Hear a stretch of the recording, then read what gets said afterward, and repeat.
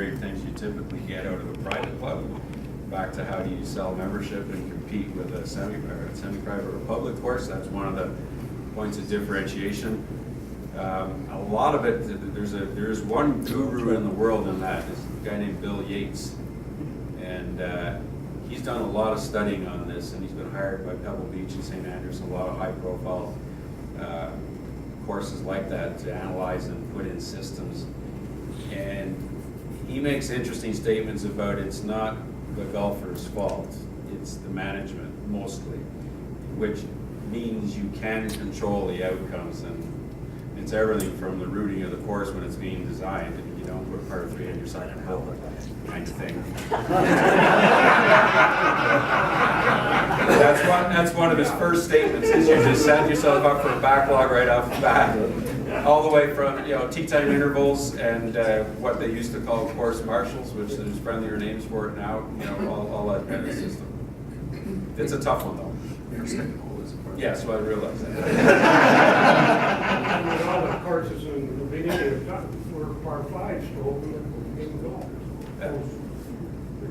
And it's not easy to solve a place to play issue by rerouting the golf course, so usually it's other solutions and incentives and so on.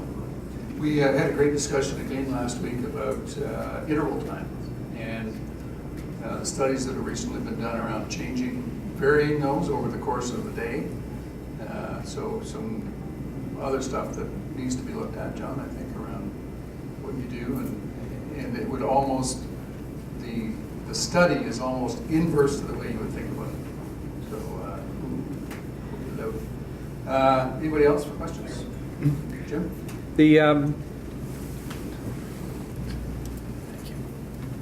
Just looking kind of, just looking at the demographics. So you got the baby boomers coming through, and I thought that was some really interesting commentary about it. But do you think there's an impact here of the echo boom, so that our kids that are 30 years old, paying mortgages and busy with kids and families and whatever, you put another 7 to 10 years on there, the very things that attracted us to golf and kind of a life sport, all of a sudden we see that resurgence. So maybe as a trend we're in a trough, but longer term this may have more potential and maybe a bit of an overreaction. I think it's a good comment. The only catch to it is that the echo generation isn't as big a cohort, of course, as the baby boomers. But I do think that they have the will and the desire, if we cater to them properly, to enjoy golf as much as we do. And I think it's a great point. There'll probably never be another baby boomer group that is exactly, we've had a luck that's driven much of our economy, goes way beyond golf. We've had that luxury for a long time. Certainly the echo generation is a part of that solution. What else you can do is just take them and everybody else who's outside of the baby boomer and just figure out how to get them to play 1 or 2 more rounds of golf. So when you look at the numbers and the fact that that's easier to do than to attract new players into the game, and we, along with other organizations, have a lot of programs to attract new players into the game. But if you can just make it resonate with them to fit their lifestyle, their time constraints, their budgets, their time of life, family dynamics, like you say, is a big, that's a big factor. If we can navigate through all that, you may be able to get that echo generation to play more golf than we did at that time. Those are good comments and important parts of the overall solution. Yeah, absolutely.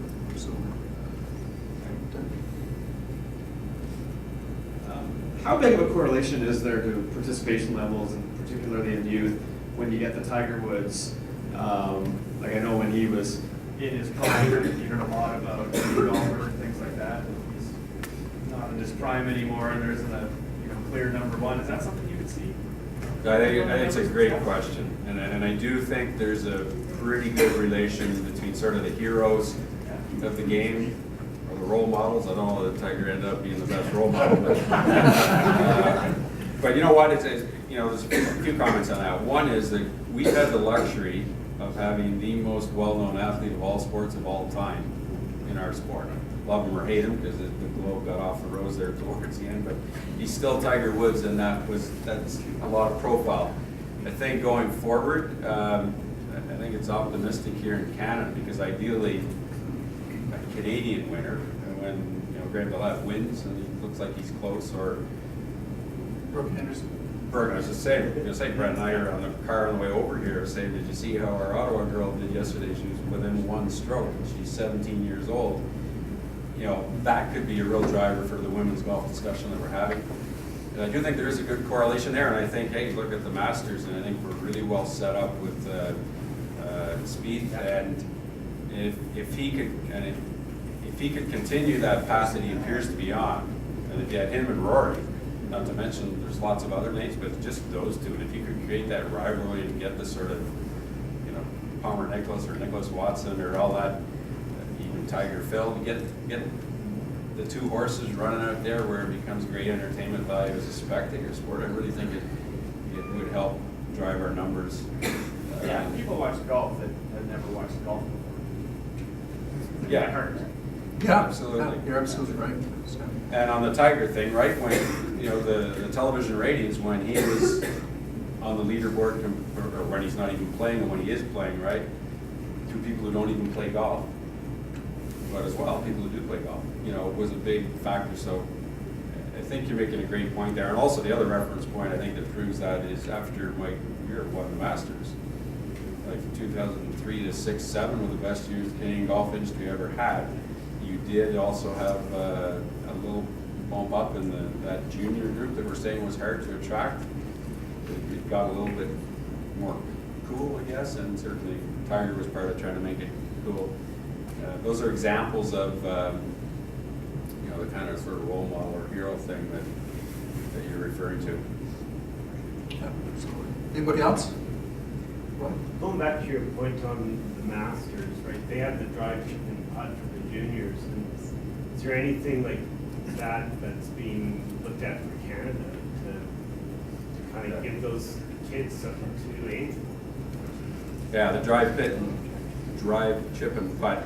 The answer is yes. Is there anything in Canada? I give credit to the RCGA, or Golf Canada. They're working on that now. They have something very similar to it already, and they're actually looking into, could we sort of rebrand it and make it part of the They need to city? market it better because That's the point. And then, one of the disadvantages we have in Canada, despite all the great things that we said at the outset, it all gets scaled down to here. So your budgets, you say they need to market it better. The budgets to market things better are tougher to come by. The sponsorship dollars in Canada are so much Yep. smaller. But then I look to you, David, and do you have knowledge of these things and market it within our junior program so that our guys have something to shoot for? Because it becomes, going back to the grassroots level, where we look to our club executive and saying, hey, tell us about these things. Because Yeah, we look, absolutely. it's easy for you to market to him and do that, and then ask them again. Well, I think you're going to see, Dean's not in the room, is he? No.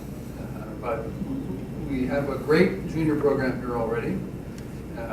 But, go ahead. So Our golf chair. Golf chair. At the last golf committee meeting, you'd be encouraged to hear that we are going to establish front tees. I'm not sure what we're gonna call them. They might be called claim jumper tees or something like that. And we're gonna get the CPGA to come in to certify the course so that young juniors can get an actual handicap so they start playing. There's other ideas that have come up. We've even changed the tournament for the juniors, so it's at the end of the summer. Our junior program is a great program.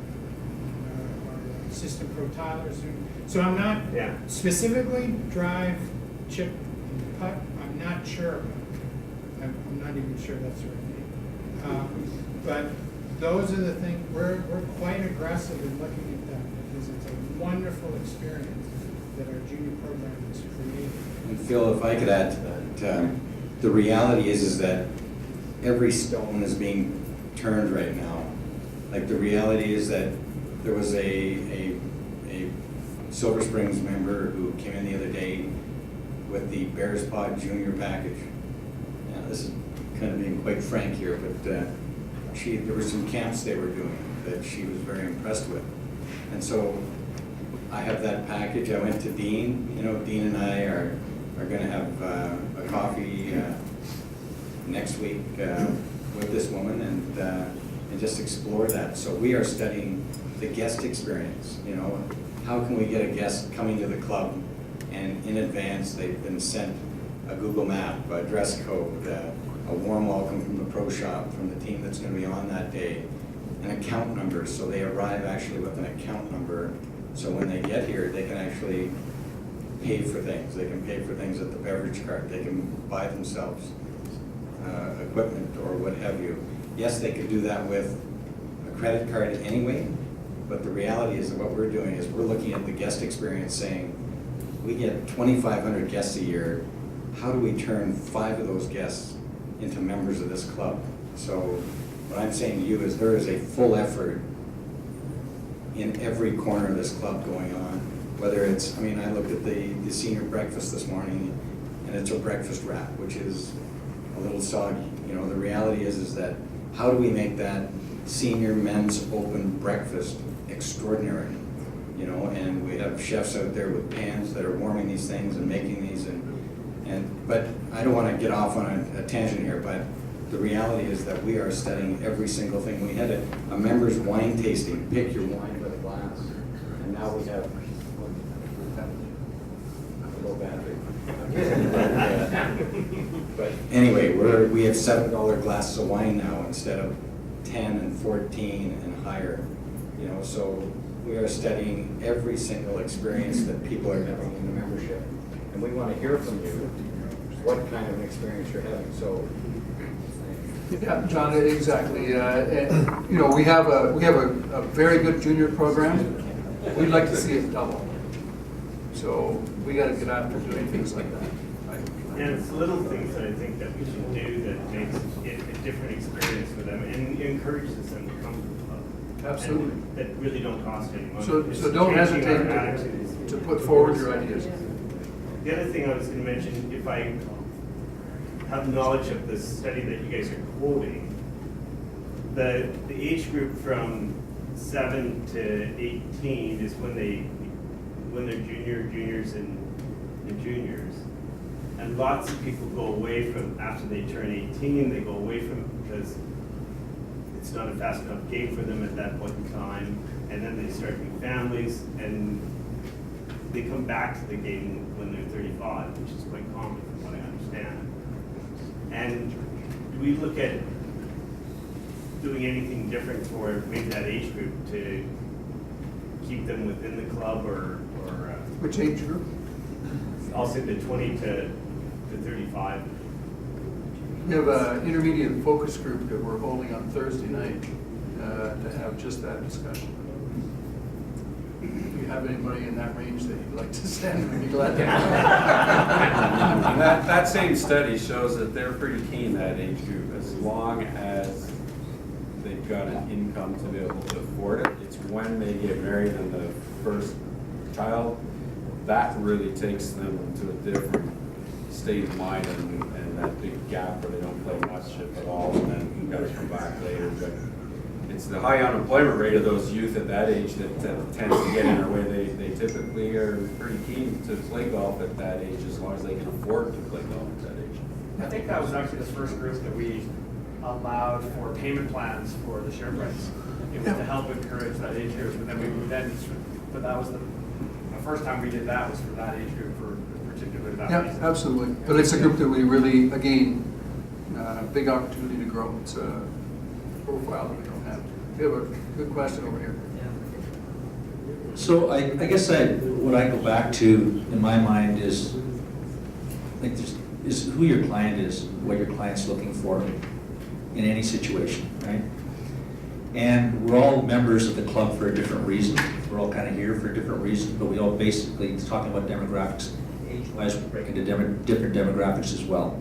So now I'm 40 years of age, I'm earning a good living, my family, I want to be here. I say, okay, I've got a 12-year-old daughter, and we're going to put her in the junior program, which is a lot of effort being put into. And now after I play my game of golf or my 9 holes with my child, I come into the clubhouse. How comfortable is my 12-year-old sitting in here to have the meal that I want to have with her, right, or him? And that's part of the experience. So in my mind, I go and I look at our current facility, which I know, John, you're bringing some people in to help you in how we can make changes in that area. So that's one situation, and I'm not saying it's good or bad, I'm just asking to be honest with ourselves. How comfortable is my 12-year-old in there, sitting there? The other side of the coin is I'm a businessman, and I've come in, I brought 3 members in on a Friday afternoon, right? I've spent $300 on green fees, I spent another $100 on meals and beer, and I want to come in and I want to sit down. How comfortable is it there, and is there even a seat for me when I come in, right? So I think we have to ask ourselves, not just in terms of how good a condition our course is in, but what sort of that all to me is the part of the package. And when I go to the courses, I see that as being given a lot of thought, and it's part of that reason for belonging here. Does that make sense? Absolutely, and the guy right there can talk to that. On the lounge and the clubhouse, I mean, there's a food and beverage storeroom downstairs that I talked to Tyler, and I've talked to some families about. There would be a beautiful junior kind of hangout, you know, in a very positive sense, where we put technology, et cetera, and because we were looking at that area around the snack shop as an area where we might do it, but the kids are telling us that they have this spot off out of the way, so what's that? Out of sight. Out of sight. But as it relates to, it's actually Rachel and Rob over here. Rob in the red shirt is a professor at Mount Royal. He's an architect. He has 40 design students that are going to come in here, I believe, in the fall, and they're going to look at this room from the turret right across to the dining room to transform it. They're going to give 40 students a shot at designing for their project the new grill lounge space and one of the thoughts is on this side, this was a thought by Tony Krivelblocky actually, and it's that end of the building. But he said where the golfers come off, they would come into that end up until maybe 5 o'clock, you know, and then out there would be families and the traffic that is more coming to dine or without golfing, because there's a different culture. But there's a whole plan here, and I believe the whole momentum is to create a space for people to feel comfortable that's not at a tablecloth. The other thing that nobody really knows about yet, this is a little surprise. I told you I would never surprise you, Kelly, but John, you can turn my remember.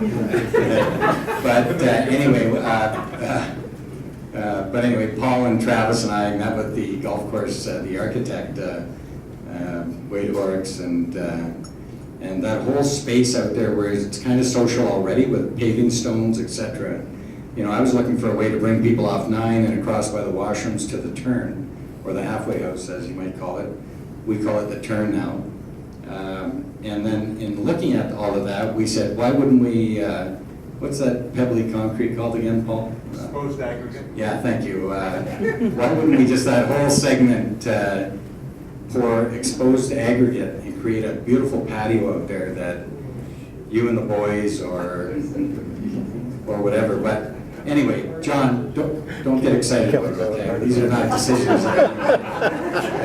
We argued that through, to have a beautiful patio there, when they spent it all here. Okay, well, that's the past, but John, have you met Eric Proppy? But anyway, there's all kinds of stuff going on here that we are going to bring the dynamics to this club, and you're in very good hands with Dave White leading this. He's a very practical man, he's very engaged, and he's not going to waste anybody's money, and we are going to transform social and post-golf and pre-golf and non-golf experiences, so you can count on us. Thanks, John. I think clearly the intent here is we want to look forward at what we could do better, different, make the whole experience better for everybody who comes to this club, whether they're 6 months old or, 106. It doesn't matter. So one more question and then we'll let Jeff go. Hi, Mark. Thanks. I just have one question. You mentioned one of the things about getting more juniors and more youth attracted to sport is the dress code. I know that's been a subject of discussion here at the club for quite some time. But I'm not curious, has any decision been made on lessening the dress code for at least the dining on certain days? Let me just I think the issue is jeans. Just hold on to that. We're looking at some stuff right now. So we'll be reviewing it shortly. I can definitely tell you that the trend across clubs is towards where you're going with that question, jeans included. My jeans are more than my golf pants. Exactly, it's $300 jeans that cost more than the golf pants that we all think are the appropriate ones. Oh, yeah. The other, that's a great line from an American golf course owner that we were having this debate, two sides of the story on jeans, and he interrupted and said, I just want you guys to know why I like jeans. They have pockets where people put their wallets. So, ultimately, if the customers want it, these things tend to happen. More slowly at some clubs than others for logical reasons. Absolutely, absolutely. So some great questions, folks. Jeff, we've talked back and forth here. I've posed a bunch of questions to you, so has the crowd. Do you have any other comment you wanted to perhaps give us, a little nugget of wisdom you might have for us? I don't know, I think I've wasted them all already. Do I have any other... I don't want to put you on the spot, I just wanted to give you... I don't really. I would just summarize it as you're in a really good spot here in Calgary and Silver Springs Golf Club, and in an industry that's got an awful lot going for it. Sport of a lifetime, and you can use it for so many diverse purposes. If you're competitive, or if you want recreational golf, or just the socializing part of it, you don't even keep score. The client golf we touched on, the fitness side of it. It's a 7 or 8 kilometer walk, and even if you're riding, you're still burning 1,200 calories. So there's all the multi-dimensional ways for golf to be the greatest game. And if you're in this room, you're really sitting at the heart of all those good things, and just a little tweaking, I'm sure, as you go forward with your strategic planning to make sure you're positioned for the future, because things change a little bit. You got to go with it. You're in a great spot, and I think you're led by Mr. Fisher, Mr. White here, very well from the front of the room. So you're in a good spot. Hope everybody has a great golf season, and go Flames, go! Right? All right.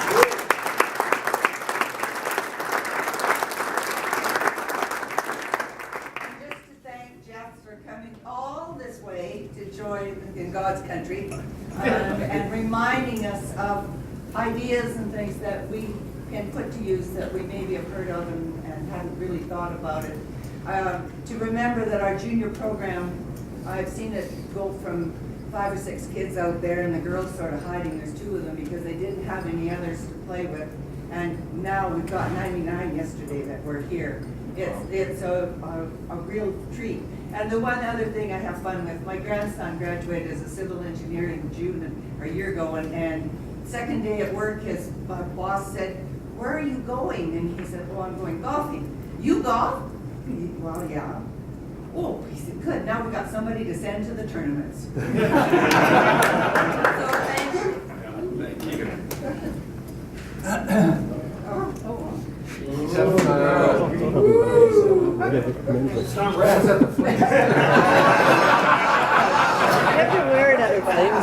That would really show up at the hockey rink. Thanks very much for coming out here and spending some time with us. This has been just great. And on behalf of the members here at Silver Springs, something for you to take home. Wear it with pride. Thank you.